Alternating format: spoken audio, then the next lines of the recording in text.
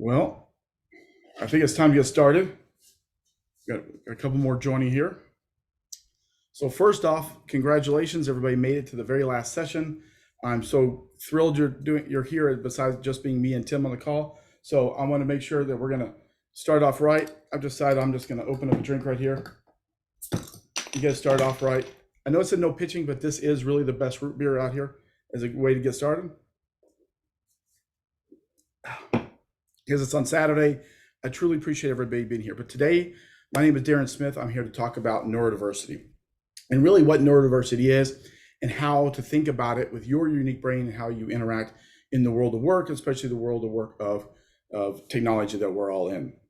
I want this to be interactive. I want this to be engaging. So please put in chat any questions you have, make any questions, comments. If you want to raise your hand, please let me know. Tim, if anybody raises their hand, wants to jump in, please jump in. We want to make it an exciting and fun next 30 minutes. I've got a lot to go through, so I may not even finish it off, but hopefully we'll go through it pretty quickly, and there'll be some really good content to talk about. So neurodiversity. So first off, we want to thank our sponsors. Our sponsors are Pragmatic Marketing, Texas McCombs MSTC program, of which I am an alumni. I graduated in 2020, so I'm happy to chat about if you have any questions about that program. I think it's spectacular, and it's a really good program aligned with product marketing, and entrepreneurship. And then, of course, 280 Group. So who am I? Number one, I'm not a doctor. I'm not a psychologist. I'm not a social scientist. I'm not a researcher in the field of neurodiversity.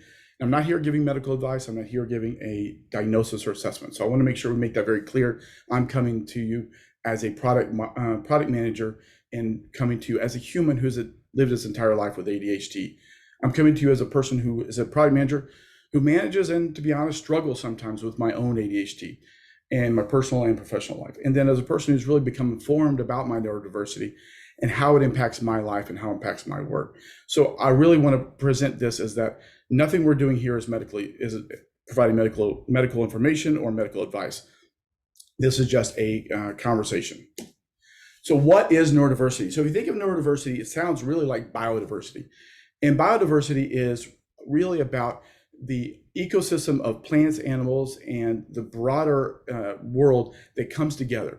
And we all know that a broad range of biodiversity is really good for the biodiversity versus having just very limited strains of animals and plants. We really want to have a diversity, and that's why it's biodiversity. And Judy Singer took that kind of term and applied it to the brain for neurodiversity.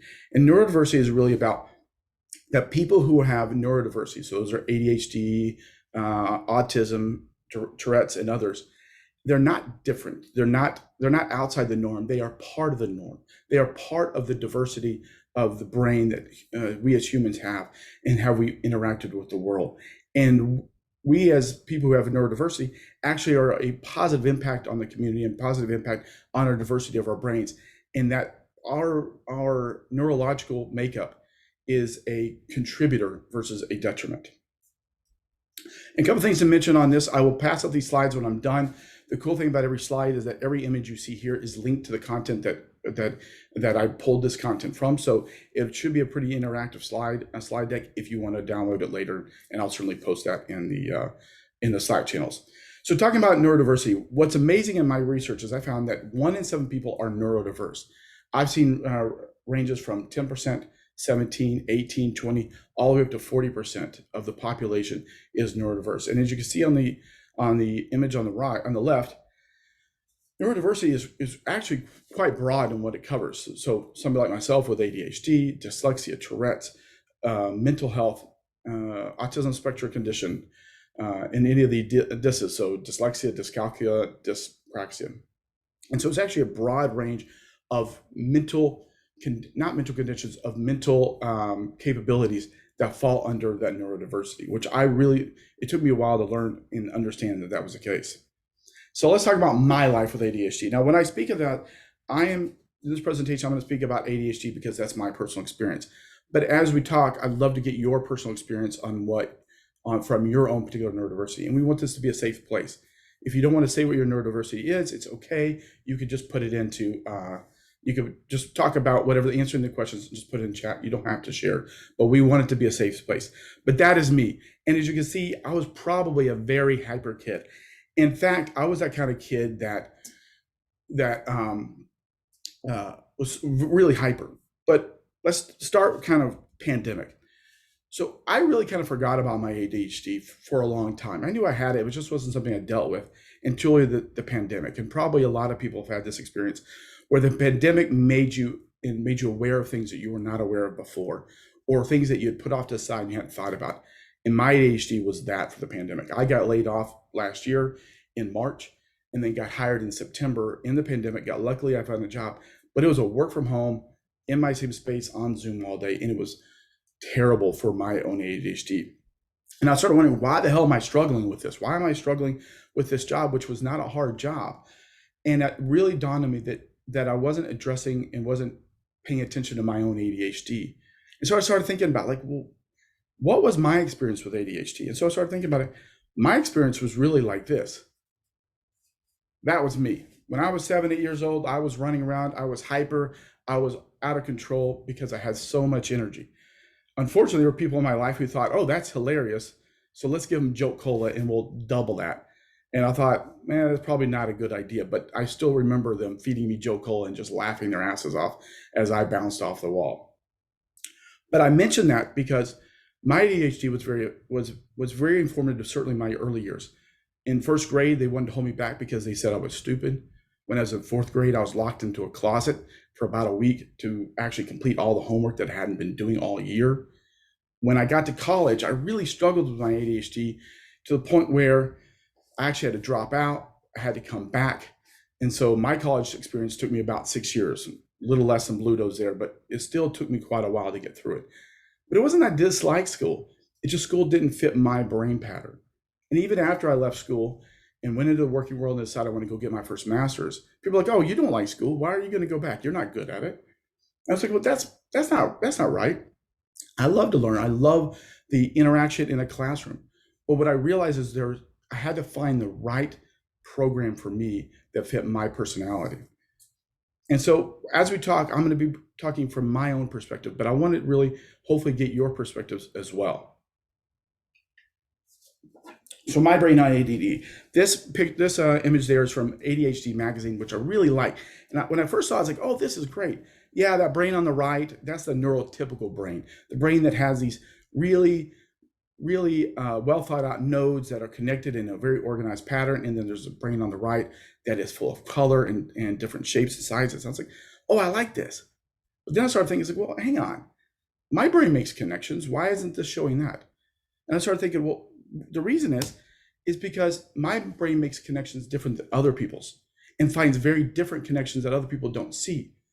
And then I can even make pattern connections that nobody else sees, but that I recognize. So my brain isn't the same as the brain on the left, but my brain still has the ability to make really good connections and to find value in how I process and interact with data from the world. And I'd love to know, what does your brain look like? Post in the Slack in the chat channel. What is your brain? How do you see the world differently? Do you see it through data? Do you see it through patterns? Do you see it through physical objects? And where does your brain excel? Because I think that's really important as we start thinking about our brain in neurodiversity and how we think about our brain as part of us, but almost separate from us. But I want to be mindful about this. So what's cool about mindfulness is that when you go through a mindfulness practice, you are asked to start thinking and let your imagination go. And then as ideas come up, you're not supposed to judge. You're not supposed to be critic or harsh on those ideas, but they come up and they move away. And I think as we think about our brains and we think about our neurodiversity, is we want to not be a critic of our own brain or a critic of our own habits and symptoms, but to notice them and to be cognizant of them, almost in a mindfulness posture. But you don't even have to meditate about this. You just need to kind of start noticing it and going, oh yeah, I do procrastinate.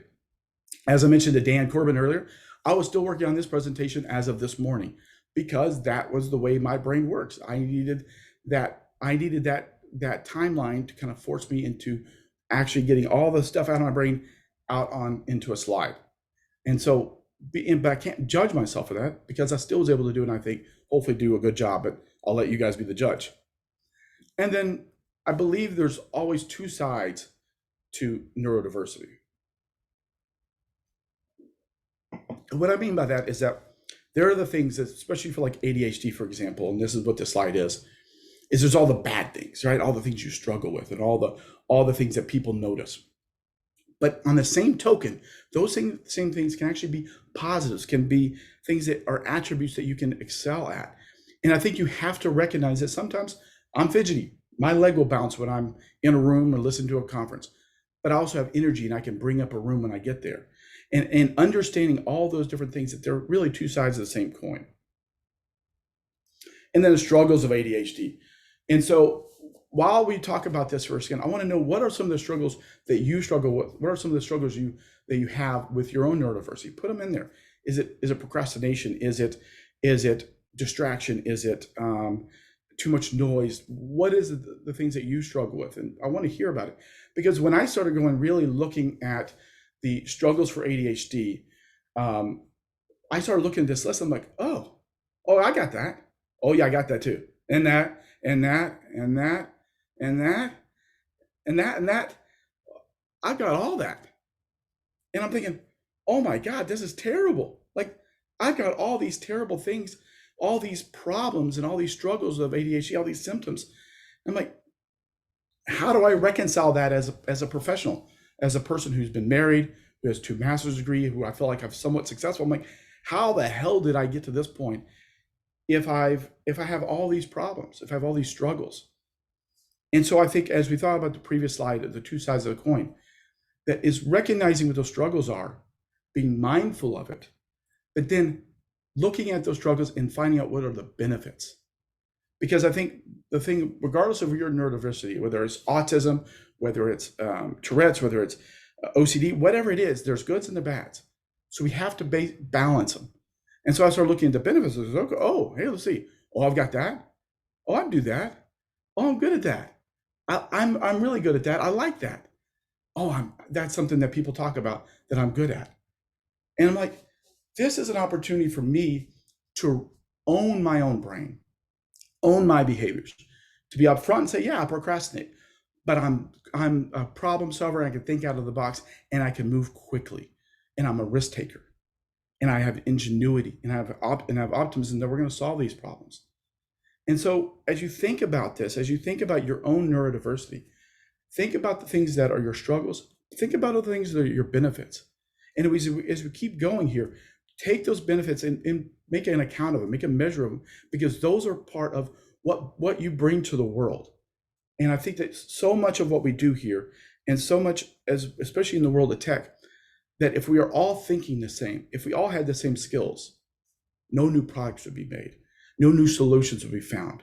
And by having neurodiversity and having people like us on those teams really enhances and benefits the organization as a whole, the product, the community that you're working for, whatever it is. And I firmly believe that.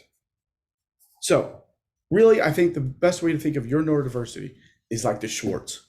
And the Schwartz is from the movie Spaceballs, one of my favorite movies of all time. And as Lord Helmet said, there's two sides of every Schwartz. There's upside and downside. And there's upside and downside for your neurodiversity, whatever it is. But they're still the same Schwartz. And so you've got to basically take your Schwartz and make it the best that you can be. And never underestimate the power of your Schwartz. So talking about kind of your role, working in the tech world, working in wherever you are, I think what you need to do is, and what I've had to do, is map your skills to the right role. If you look at the skills on the right-hand side, these are just some different ones, and they could apply to different neurodiversity type of thinking. But those are all very different in terms of how they interact. And what I think about is like, oh, okay, hey, visual designer. Visual thinking goes as designer, collaborative problem solver, fine detail processing, data analytics. Empathy is a product marketing manager. Resiliency, sales. You got to be able to take no. Verbal skills, you got to do operations. But if you think about this, that all those different skills can map to a variety of different skills. If I try to connect every one of those different skills to the different role, this thing would be filled with lines. But for you, for who you are, think about what your skills are and how they best play with what you're doing. And I think CCC is making a great point about neurodiversity. Is that it's not just need to consider our own diversity, but consider the neurodiversity of other people on our team and our organization. Do you work for an organization that actually encourages neurodiversity? So I work for the Zebra, and we actually have an ERG group that is all about diversibility. And so they embrace that. So finding organizations that will not accommodate you, but find the best role for you to make you succeed and help them succeed as well. And then maximize your work life to complement your brain. I really like the Aikiji, I think that's how you pronounce it, this Japanese philosophy of kind of finding what your mission is in life. And I really like it because it kind of interacts with the different things as what you're good at, what you love, what you need, and what you can get paid for. And really trying to find what is that dead center that connects all those things to find that happiness, to find that joy in what you do every day. And I really like it, but I thought it was kind of missing in terms of how we think about our brain. And so I created this little diagram on the right. And if we could have everybody mute themselves, I would appreciate it. So finding the right job for your brain is, number one, find the right interest. Make sure you're finding a job that fits your interest. If you're a person with ADHD, find a job that's going to have a lot of change, it's going to have a lot of movement, so you can get different experiences. But maybe you're a person who has autism or some other neurodiversity that may want to be able to focus on something, become a really subject matter expert, where they may want to spend 5 years on a project because that's where they find a lot of joy.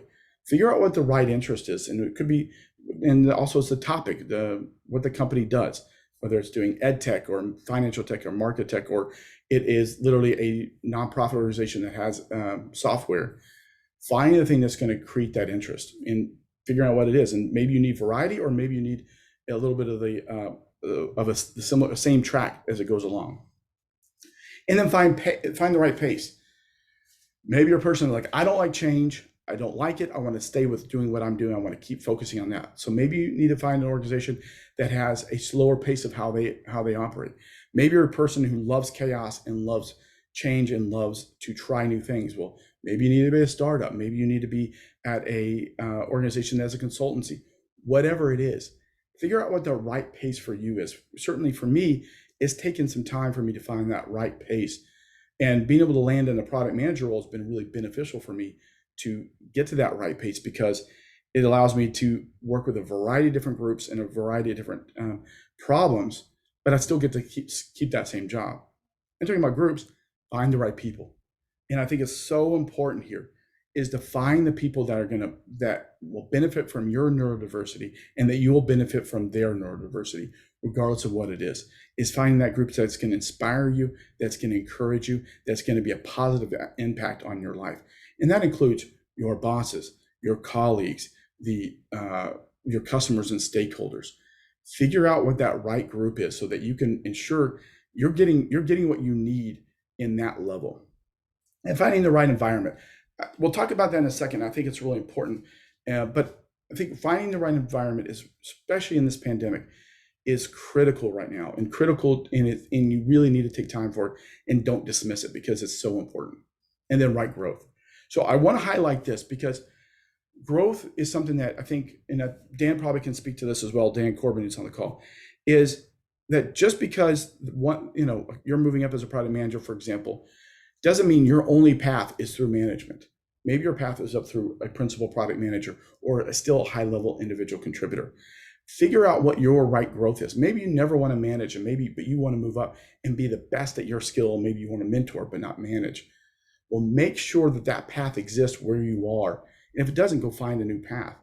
Because if you're only moving up in one direction, that you're going to become miserable at some point, you're wasting your time, and you're not getting the value out of it.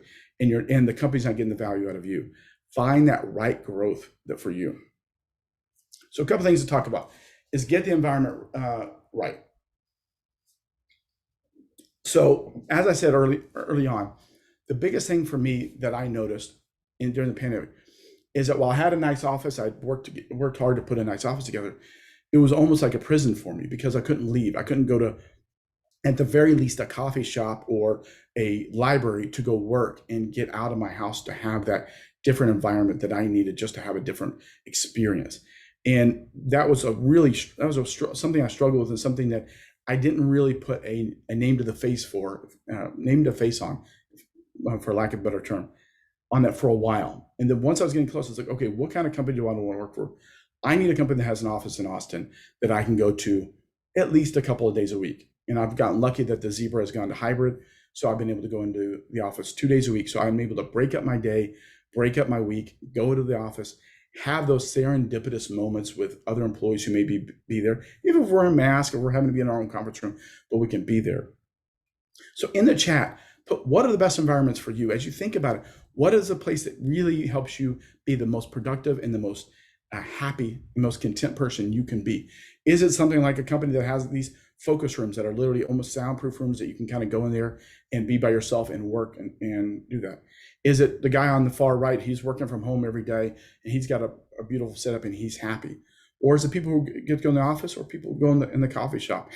And does your company allow you to fit the needs that you have for your own working style?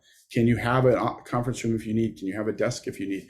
Are there coffee shops that are available? And of course, we're in a pandemic, and it's truly terrible, and it's been a awful experience for so many people. And to say, I wish it'd be over just so I can go back and work at Starbucks again, sounds a little flippant. But there is value in the fact of saying, I need to find a place that I can work and I can be the best that I can be. And hopefully the pandemic will over, and hopefully hopefully it will end soon with the least amount of suffering. And hopefully we can go back to finding the best places for us to work. But the good thing, one of the very few good things that have come out of the pandemic, is that companies have reevaluated how employees work. And if you're a neurodiverse person who needs to work at home and doesn't want to be on Zoom, doesn't want to do that, but hey, I can be off camera and off mic and still work and be interactive, it's okay. Or hey, I want to be in the office and have that, it's okay. So find companies that fit how you want to work. And then let's talk about what your tools are. Especially for a person like myself, I have ADHD. Man, I have tried every tool under the sun. I have tried every which way to get myself organized and to get myself coordinated on a daily basis. And what I figured out is I almost need to change the software periodically just so I can help reset myself, get myself realigned, and get going again. But what are the tools you use? Is it a notepad? Is it a whiteboard? Is it to-do apps? Is it Headspace so you can have meditation time? Is it noise canceling headphones when you're in the office so you don't hear other people? What are the tools that you use? And start being cognizant of the tools you use, and do they actually facilitate how your brain works? And hopefully you'll find the tools that work. And like myself, I'm probably going to have to keep changing because that's just my personality. I'm probably never going to use a notepad because I have left-handed and have terrible handwriting. Okay, well, that strikes out. But I can try new technologies, new ways, and embrace those, and then change when I need it, and not feel guilty that, oh crap, I'm not organized, I need to go get a new device. No, it's okay. I'm just going to go try something new. It's kind of getting like a new place for me to work, and that's important. Find what really works for you. And then what do I want?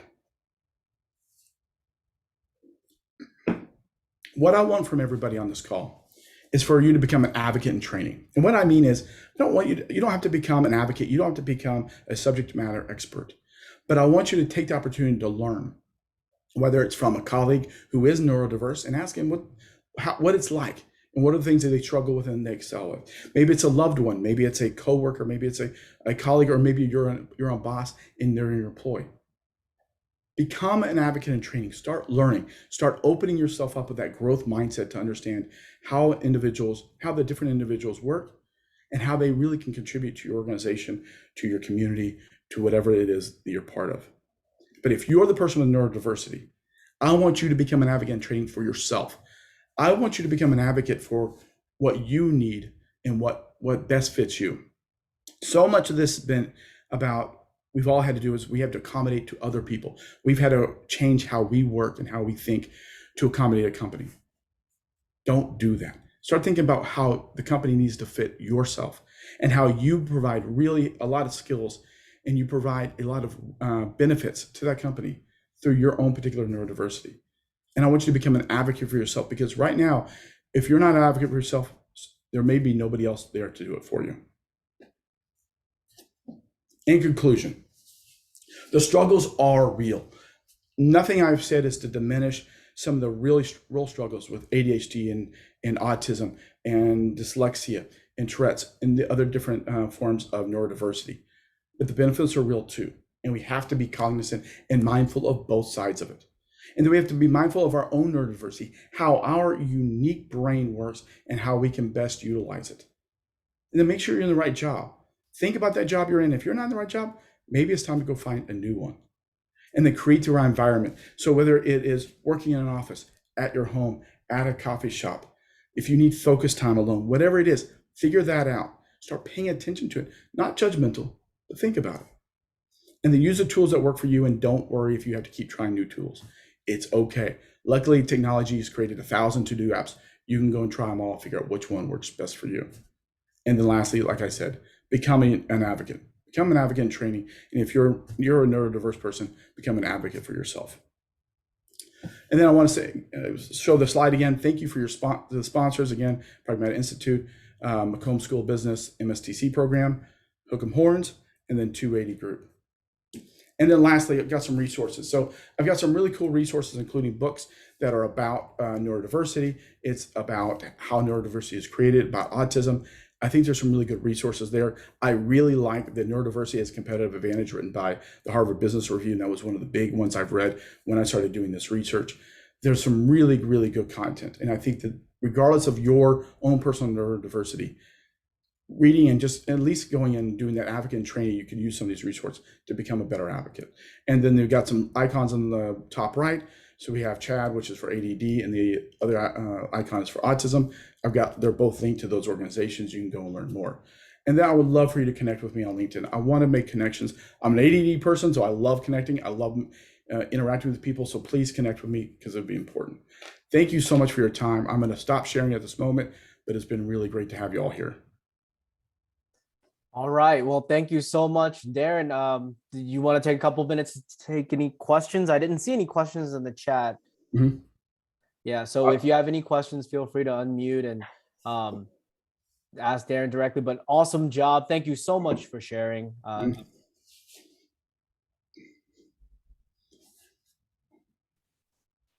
had one just question. So going through, and I love the idea of like, understand that there's different ways to work and know what works for you. I like to do experimentation and try different things, try different apps, try different productivity tools, and see what works for me and kind of incorporate them. Do you have any suggestion on apps? Like I found just like for me, like being able to focus brain.fm, because I can do it while I'm working, but I also can do it to meditate. Is there anything in terms of apps or meditation or anything that you would recommend that you hadn't mentioned in the presentation?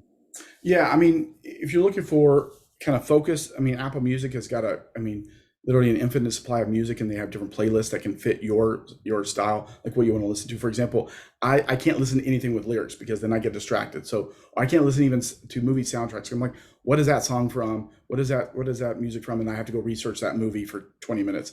So, Apple Music is great because you can kind of really narrow what you want to do. You've got Headspace, you have Calm. That's another app out there. ProductCamp has a really good just streaming music service. So I think it's kind of trying those different ones. Spotify probably has it. And a lot of the meditation apps are now coming out with like longer work study kind of streaming sessions. Like I think Headspace has like an 8-hour work block that you can stream. But there's a variety of them. Insight Timer is spectacular, by the way. Insight Timer for meditation is really great because it's community-led, a lot like ProductCamp, and people can create their own content, but there's a lot of curated content in there as well that you can take, and a lot of it's completely for free. Awesome, thank you. Mm-hmm. All right, we've got about a minute left, so probably time for one more question, if anyone has one.